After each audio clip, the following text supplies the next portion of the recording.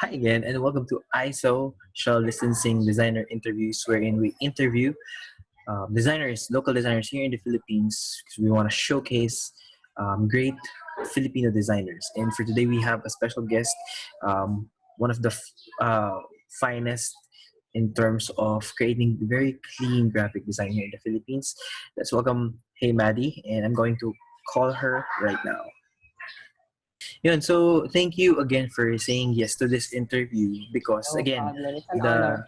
the idea of these interviews would be parang in a way nakakatuwa siya because we're even in quarantine, of course, we're showing people that we can still do something at the same Mhm. time, that creativity knows no boundaries, mga ganong tipo. And I hope that people would be inspired with designer stories. So yun Mhm. siya. And the Mm. reason why I interviewed I chose you because your works are really outstanding, and it's really outstanding because it stands out. Alam mo yun? Yes. Talagang it stands Thank out in the you. crowd. So Thank you. for the sake of people who has not yet seen your work as of this video, so can you introduce Mm. yourself? Okay. Hello, guys. I am Maddie, or Hey Maddie. I'm a designer and illustrator. I've been working as a designer for almost 5 years, I think. 3 years into publishing, and then after I work in publishing, nag-freelance muna ako for a while, and then I realized na parang hindi pala ganun kadali mag-freelance. So it's a pro tip for all the people who wants to do freelance na parang it's not easy na parang kuha lang ng kliyente, may pera na agad. Medyo mahirap pala siya. And then right now I'm working for a branding agency, and I've been there for almost a year and a half, I think. And then that's it. I'm also an illustrator. So if ever na you see the illustrations na black and white, madaming linya, and may nagpapahanap ng pusa, that's probably me. That's my illustration. So that's it. That's me as Maddie and Hey Maddie. That is a very concise description of what you do. And as you mentioned, illustrations na clean lines and Yes. nagpapahanap ng pusa. So Yes. I want to focus on that note. So how did you come up with that style, and why did you even pick that style? So what's the backstory behind? I think it was 2 to 3 years ago. Hindi siya agad-agad na parang, yun na agad na parang sobrang detalyado, clean lines and stuff like that. I've always liked black and white, pero hindi agad ganun yung ginagawa ko. So parang it's an exploration of style. So this is another tip for all the designers and artists out there na parang when you're trying to find your style, it's not an overnight success. So parang it's a series of trial and error. So parang pag na-frustrate ka na parang feeling mo hindi mo mahanap yung style mo, it's normal. It happened to me. It happened to probably you, Dustin. It happened to everyone. So yun. Tip lang siya. Pero going back to the story, na parang 2 to 3 years ago, I wasn't really in a very good place as a mentally or emotionally. So parang I've been trying to find ways na para ilabas ko yung emotions ko, or parang an outlet to let go of the emotion na I was carrying inside me. So parang iniisip ko na parang what if I do this? What if I do that? And then it just so happens na parang one time, parang challenge ko yung sarili ko na parang what if kaya itry ko yung parang perspective drawing? Kasi I super hate perspective. Kasi parang siyang math. And I hate math. Ayoko nagpa-math actually. So parang yun yung sinabi ko sa sarili ko na parang paano kaya ako itry ko siya? And then, ang nangyari is, at first I was using a reference, and then parang tuloy-tuloy na siya. Tapos parang ang nangyari is naging comfortable ako sa kanya, and then I found peace when I'm illustrating na mga detailed na lines. Tapos yun, sunod-sunod na siya na parang up to this day, I'm doing it till now. Parang gano'n. Sobrang ganda-ganda ako dun sa aesthetic niya na Thank you. mahilig din kasi ako sa black and white. Kasi if I'm going to to tell naman on my side, hindi ako ganun kagaling sa colors. Kumbaga of course it is needed as a designer, colors, pero if I'm going to have something on a default, I always go back to black and white kasi nga mas madali siyang isipan. Parang, although, alam mo yung mahirap siyang kwentuhan na parang, okay, black and white lang siya eh. Ito yung limitations mo. Pero pag napagkwento ka using those mediums, sobrang like what you do. Like what you do Yes. na Oh, thank you. super clean lines. Yes, And thank you. was this something related to parang an inclination before, an inspiration? Aside from saying na it was an outlet, pero were you inspired of something else before? Well, I used to read a lot of manga before. Well, until now naman, pero not much. Katulad nung sa dati. So, feeling ko parang may, what do you call this? I was inspired by it na parang sa kakabasa ko ng manga, parang na-instill yung kagustuhan ko sa nakikita ko, sa dinodrawing ko.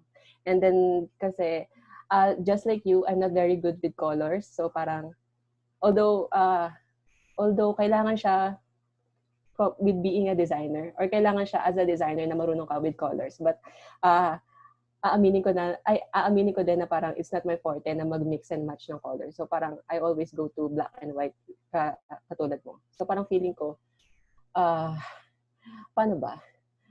Kaya ako rin siya ayaw siyang kulayan kasi I think may fear ako na pag kinulayan ko yung mga illustrations ko, hindi siya maganda yung labas. Parang ganun. So, isa din siguro yung sasagot sa question mo na kung bakit black and white siya. Because maybe I don't want to put colors in it. And then I think mas malakas kasi yung maibabato kong emotion with just 2 colors. And then, the another one is the manga na lagi kong binabasa kasi when I was a kid. Yun. Parang ako naman, I'd like to see parang another evolution tuloy in the future kasi every artist has an evolution no, so parang ako na-excite ako for you in terms of what would you come up pa in the future kasi meron ka ng signature style pag nakita kunyari pag may gumawa man nitong style mo na iba, pag nakita yon i-attribute pa rin na Hey Maddie to. Hindi pala. Okay, so sinabi mo kanina na freelancing is not easy. Can you give us some stories on parang are there some horror, wag naman sabi ating horror stories, pero did you have some parang stories before about freelancing na okay, so maybe this is not suitable for me as of the moment. So can you share some? I think it's my fault then na kung bakit nasabi ko na parang, well, it is not easy na mag-freelance talaga, pero parang it is not. Yung rason kung bakit nasabi ko rin hindi madali kasi I think kasalanan ko din siya. Kasi ang nangyari is parang after I work for a publishing company, na-feel ko kasi yung burnout and then I decided na parang okay, magpapahinga muna ako and then I'll go freelance. So parang ganun ko lang siya kadaling sinabi pero it's not that easy in a way na parang kasi as a freelancer, you have to find na parang ikaw yung mismong kikilos para makahanap ng racket. Yung ganun. So parang minsan hindi mo rin naman siya makukuha. So parang there's no stable income unlike you have a day job na parang every month may sweldo kang kinukuha. But pag freelance ka, minsan wala, minsan meron. So yun yung parang nagpahirap nung nag-freelance ako. Tapos another thing kung bakit siya mahirap na feeling ko kasalanan ko na is because I only wanted to do illustration at that time. Na parang, okay, kunwari sabihin na natin may nag-o-offer na parang, okay, can you do this design job? Ayoko kasi I only wanted to do freelance na illustration or in my style. So parang dun din ako nahirapan rumakit na parang kasi ang gusto ko lang yung kung ano yung gusto ko. So I think yun yung parang tip din with freelancer or yung mga nagbabalak mag-freelance na parang okay lang na piliin niyo yung trabaho na okay lang pumili ng pagtatrabahuhan yung freelance, pero okay din na wag kayong masyadong choosy with the work na you're gonna get when you're freelancing. Kasi yun nga, hindi stable yung income. Now we go on to your current work, which is a branding agency, di ba? So how are you coping up in terms of, kumbaga, kanina we discussed about Hey Maddie as an illustrator, now Maddie as another level of designer naman. Okay. After my freelancing kasi, since parang hindi ko siya kinaya, sinabi ko sa sarili ko na parang, okay, doon ako nagkaroon ng crisis na parang, ano ba talaga ako? Am I a designer? Am I an illustrator? So parang nagkaroon ako ng crisis na hindi ko na alam yung gagawin ko, na parang, am I fit to be a designer? Kasi, first and foremost, hindi naman branding yung forte ko. I can do layout, pero parang, masasabi ko ba na parang, pwede ko siyang ma-pursue as a job na parang nag-layout lang din ako, parang ganun. So parang sinabi ko rin sa sarili ko na parang okay, hindi pwedeng maglugmok lang ako dito na parang iisipin ko kung ano ba talaga ako. So parang in-advise din ako ni Jet. So you know Jet Torres, na parang okay, try mong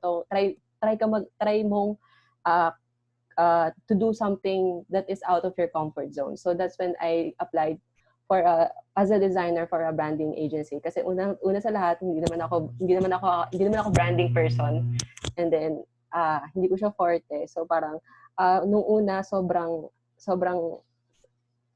how do you call this? Sobrang hindi ko siya kinakaya kasi hindi ko talaga alam yung ginagawa ko.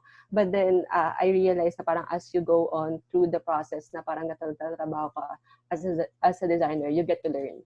So parang I'm very thankful for myself din na parang hindi ako nag-give up.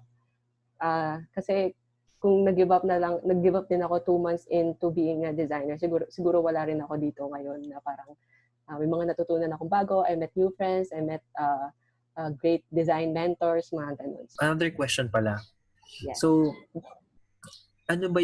did you take up formal art studies, or what was your background in college or ano? Okay. It's not a secret naman, pero I didn't take fine arts as a course. I am a mass communication student. So surprise, guys. I'm a mass communication. Where? In FEU. I'm a mass communication student in FEU. And then a little backstory lang din, kasi when I was in my third year in college, doon ko na-realize na parang I really wanted to pursue fine arts. But then again, kasi masyado na siyang late, kasi parang 1 taon na lang graduate na ako.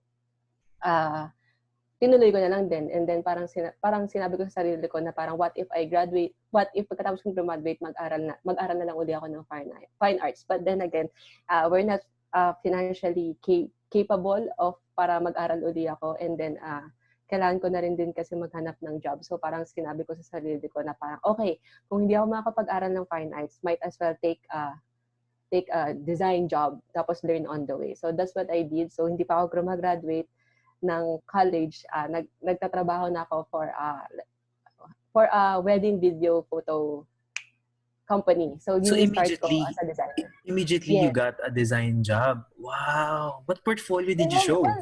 Well, it's not naman like a big agency company. It's a wedding photo. So we do the layouts of the wedding albums na you see pag nasa kasal ka. So that was my first job. And then kasi nung college ako, nag-intern ako do sa publishing company na pinagtrabahuan ko like a few years ago. So yun yung parang pinaka-formal learnings ko, or yung formal study ko to being a designer. So doon ko natutunan lahat, Photoshop, ganyan. So doon ako during natutunan work na. During work na. Nice. Ang galing. So not everyone has that kind of story na parang na parang right after college, na even if ito yung kinuha mo, when I wanted a design job, yun agad. Kasi ako, ganun din eh. Third year din ako nung nalaman ko na may design pala na job. So, journalism naman ako, so almost pareho tayo. Oh, cool! Journalism. Okay. Iba-iba talaga, pero if it's really something that you want and you really work for it, it goes to show na it can actually happen. Yes, actually. Grabe. Inspiring nung to. Go. To all the people na who are watching, na parang if you really want to do it, you can do it, guys. Yun. Actually, focus, diba? Focus. Yes. Right. So, Maddie, thank you for all those insights, and I hope people would really get something from it. It was very short, but it was very concise and really understandable on the onset. Ito na lang. Can you share us some 3 tips in developing your own style? Kasi yun nga you have found your niche. So how do we arrive into your niche? 3 tips. Okay. I've said this before. Parang to all the designer and artists out there na manonood nito, na parang it's normal na you can't find your own style right now. So parang like I said before, na it's a series of trial and errors. And ang masasabi ko lang sa inyo, I can't give you an advice na parang sobrang technical, because what worked for me may not work for you, but what I'm going to advise you is very cliche siya, but don't give up. So yun, hindi magiging overnight yung style na pwedeng ma-acquire mo in the future. So yun lang yung tatandaan mo. Trust the process. Yun. Second would be, it's important na the skills are there, of course. The technical skills are there, of course. But it's also important na parang you are genuine, you are authentic with what you do. So parang, I always say this to my artist friends or to Jet na parang lagi kong inaano na parang okay na magaling ka, okay na parang maganda. I mean, okay yung skills mo as an artist. But it is also important na parang may emotion yung ginagawa mo or may story yung ginagawa mo because that's a way to connect to the people. So yun. That's number 3 would be it's the same as number 2, but what I want to say is parang in all the work that you do, sinabi to ni Frank Gehry actually, is one of the architect na gusto ko, na parang in all the works that you do, put a little humanity in it. Because, art is for the people. Yun lang. Wow! Grabe, sobrang I don't know gaganda if naiintindihan nun. niya, but Sobrang gaganda nun na thank you. pag sinabi pa lang ng don't give up, that's very powerful. Kumbaga, Yes. kunyari, I'm thinking yung kunyari someone is looking up to you, Maddie, di ba? Tapos when they see this video, parang it's as if you telling them na don't give up. Ang bigat nun. It's just like, kunyari, di ba, parang ako, I can imagine, parang yung iniidolo mo saying to you, don't give up. Hindi ka talaga mag-give up. Well, it's a very cliche word kasi. So, parang, medyo parang nagiging dated na siya or parang gasgas na siya. But still, it works. So, parang, don't give up, guys. Yes, it works. It still really works. It works. Yun, so, again, thank you so much, Maddie, for your time. And no problem. I'll be giving out in the description of this video your links so that they could see your works and be inspired in what you do. And I hope after this quarantine, I do get to see you and Jet, artist meetup. Hindi lang dito nagtatapos. Hindi lang dito nagtatapos yun. So we will be doing a lot of things for the local design community. All right, that's all for now. Thank you so much. Thank you, Dustin. Thank you. Bye-bye.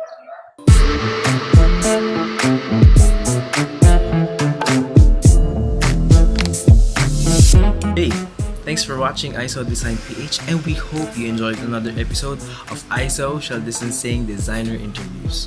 If you'd like to see more Philippine graphic design content, how about clicking that subscribe button below or somewhere in this video. We hope to see you in the next episodes.